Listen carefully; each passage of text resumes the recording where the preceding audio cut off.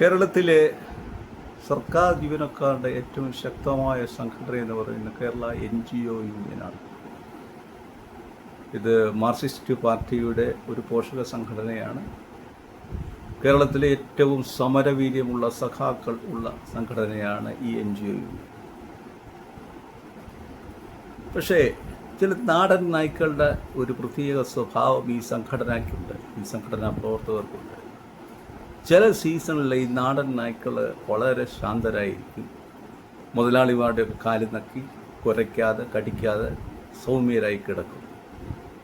ഇതേ നായ്ക്കൾ തന്നെ ഇത് തണുപ്പ് കാലത്താണ് സാധാരണ ചില നായ്ക്കൾ ഇങ്ങനെ ചെയ്യുന്നത്. ചൂടാവുമ്പോഴത്തേക്ക് ഇത് വലിയ ആക്രമണകാരിയാകും, കൊര കടി ഇതെല്ലാം കാണും.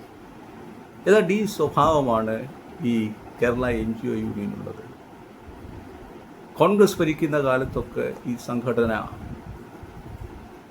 ജനങ്ങളുടെ ജീവനക്കാരുടെ അവകാശത്തിന് വേണ്ടി ഘോരഘോരം പ്രസംഗിക്കും, പ്രതിഷേധിക്കും, സമരങ്ങൾ നടത്തും.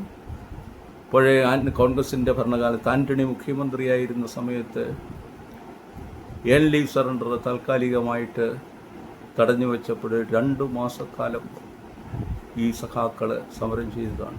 അത്ര സമരവീര്യമാണ് ഇവർ. പക്ഷെ കഴിഞ്ഞ 10 വർഷം ഇവിടെ LDF ഭരിച്ചു. പിണറായി സഖാവ് മുഖ്യമന്ത്രിയായിരുന്നു. ഈ സമയത്ത് ഇവർ മറ്റേ നാടൻ പട്ടിയുടെ ആ സ്വഭാവം കാണിച്ചു. അവർ വളരെ ശാന്തരായിരുന്നു. അവർ മുഖ്യമന്ത്രി സഖാവിൻ്റെ പാദസേവ ചെയ്ത് ആ കാൽപാദം നക്കി, കൊരയില്ല, കടിയില്ല, വളരെ സൗമ്യരായിട്ടാണ് അവർ കഴിഞ്ഞുകൂടിയത്. ഇത് നോക്കി പിണറായി സഖാവ് ജീവനക്കാർക്കിട്ട് NGO യൂണിയൻകാർക്കിട്ട് ചെയ്യാവുന്ന പണികൾ, മാക്സിമം പണികൾ ചെയ്തു. 4 വർഷമായിട്ട് ഒരു DA കൊടുക്കുന്നില്ല. DA കുടിശ്ശിക തന്നെ ഏതാണ്ട് 40,000 കോടി രൂപയായി. ഓരോരുത്തർക്കും 1 ലക്ഷം രൂപ തൊട്ട് 4 ലക്ഷം രൂപ വരെ ജീവനക്കാർക്ക് DA കുടിശ്ശിക തന്നെ കിട്ടാനുണ്ട്. ഈ 40,000 കോടി രൂപ ഇനി പിണറായി വിജയനല്ല, ദൈവം തമ്പുരാൻ വിചാരിച്ചാൽ പോലും കൊടുക്കാൻ പറ്റില്ല. ആ രീതിയിൽ ഉള്ള സാമ്പത്തികമായിട്ടുള്ള ബുദ്ധിമുട്ടിലായി കേരള ഗവൺമെൻറ്. അതുപോലെ കഴിഞ്ഞ പേ റിവിഷൻ്റെ അരിയേഴ്സ് ജീവനക്കാർക്കും പെൻഷൻകാർക്കും കൊടുത്തില്ല. ഈ ഇടത് സംഘടനയ്ക്ക് അതിൽ യാതൊരു പ്രതിഷേധവുമില്ല. അവരെ വളരെ സുസ്മേരവതരായിട്ട് തന്നെയാണ് അതിനെ കൈകാര്യം ചെയ്തത്. അതുപോലെ ഏൺ ലീവ് സറണ്ടർ നിർത്തി, അവരുടെ മെഡിക്കൽ ഇൻഷുറൻസ് സ്കീം ഏറ്റവും കുളവാക്കി. അതിലും NGO യൂണിയന് യാതൊരു പ്രശ്നവുമില്ല. അങ്ങനെ ഇത്രയും ജീവനക്കാരെ ഇത്രയും ദ്രോഹിച്ച ഒരു ഗവൺമെൻറ്റും ഒരു മുഖ്യമന്ത്രിയും ഉണ്ടായിട്ടില്ല. പക്ഷെ അവർ യാതൊരു പ്രതിഷേധവുമില്ലാതെ ഇത്രയും വലിയ സമരവീര ചരിത്രമുള്ള NGO യൂണിയൻ അത്ര ഇതായിട്ട് ഇതിനെ കൈകാര്യം ചെയ്തു. ശരിക്കും പറഞ്ഞാൽ പിണറായി വിജയൻ ഈ ഇടതു സംഘടനയുടെ അതിൻ്റെ നേതാക്കന്മാരുടെയും പ്രവർത്തകന്മാരുടെയും അവരെ ചൂടുവെള്ളത്തിൽ മുക്കി പപ്പും പൂടയും പറിച്ച് ശരിക്കും അവരെ റോസ്റ്റ് ചെയ്യാനുള്ള പരുവത്തിലാക്കിയിരുന്നു. ഏതായാലും ആ സമയത്ത് കേരളത്തിലെ ജനങ്ങളെ ഇതുപോലെ ഈ ജീവനക്കാരെ പോലെ ഇൻഡിഫറൻ്റായിട്ട് ഈ സർക്കാരിനെ കണ്ടില്ല. ജനങ്ങൾ സർക്കാരിനെ ചവിട്ടിപ്പുറത്താക്കി. ശരിക്കും പറഞ്ഞാൽ ഈ NGO യൂണിയനെ, ഇത്ര ശക്തന്മാരായിരുന്ന NGO യൂണിയനെ വന്ധ്യംകരിച്ച് ശരിക്കും ഷണ്ടന്മാരാക്കി മാറ്റുകയാണ് പിണറായി വിജയൻ ചെയ്തത്. അതിന് അദ്ദേഹത്തിൻ്റെ ഒരു അവാർഡ് വല്ലതും കൊടുക്കണം. ഇത്ര സമരോത്സുകരായിരുന്ന ജീവനക്കാരെ ഇങ്ങനൊരവസ്ഥയിലേക്ക് കൊണ്ടുവന്നെത്തിച്ച് പിണറായി വിജയനാണ്. അങ്ങനെ ഭരണം മാറി. സതീശൻ കേരള മുഖ്യമന്ത്രിയായി.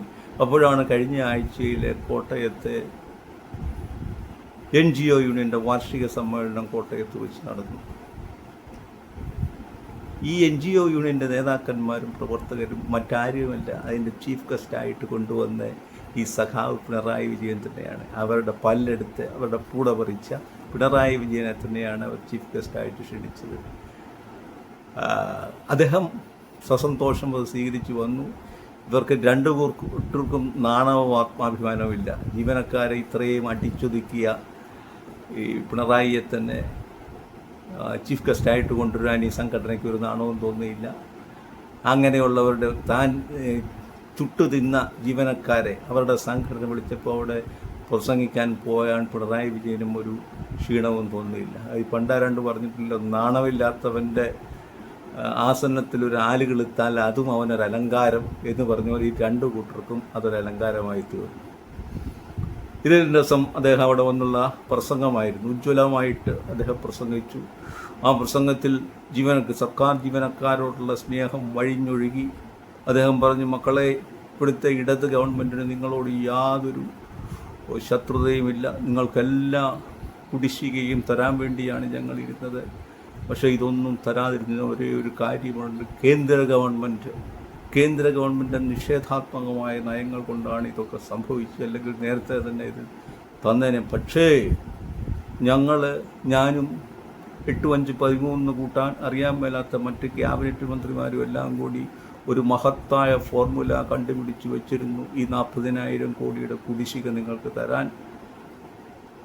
ആ ഫോർമുല നടപ്പാക്കുകയാണെങ്കിൽ സതീശന് യാതൊരു പ്രയാസവുമില്ലാതെ ഈ DA അതുപോലെ ശമ്പള കുടിശ്ശിക അരിയേഴ്സും എല്ലാം കൊടുക്കാൻ പറ്റുമെന്ന് പറഞ്ഞു.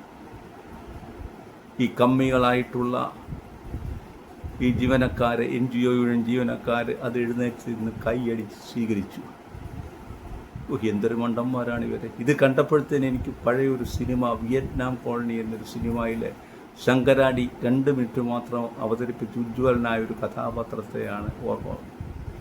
വിയറ്റ്നാം കോളനിയിലെ ഒരു കോളനി സ്ഥലം ഒഴിപ്പിക്കാൻ വേണ്ടി മോഹൻലാലും ഇന്നസെൻറ്റും കൂടി ചെന്നതാണ്. അത് കുടികിടപ്പുകാർ കിടക്കുന്നതാണ്. അപ്പോൾ അവരുടെ താമസ സൗകര്യത്തിന് വേണ്ടി ശങ്കരാടിയുടെ വീട്ടിലേക്ക് ചെല്ലുന്നു. ശങ്കരാടി നല്ല ഡ്രസ്സൊക്കെ ധരിച്ച് അദ്ദേഹത്തിൻ്റെ ഏകനായിട്ടൊരു വീട്ടിലിരിക്കുകയാണ്.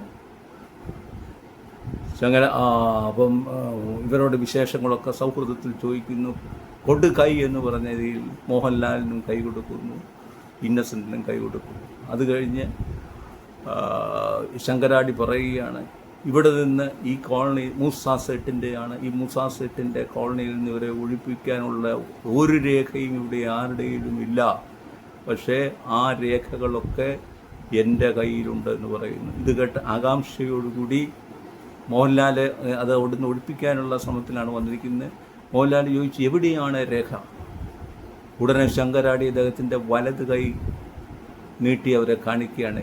എന്നിട്ട് അദ്ദേഹത്തിൻ്റെ വലത് കൈയിലെ രേഖകളിലേക്ക് കാണിച്ചിട്ട് പറയുകയാണ്, ആ ഭൂരേഖകളെല്ലാം നോക്കി ഈ കയ്യിലുണ്ട്.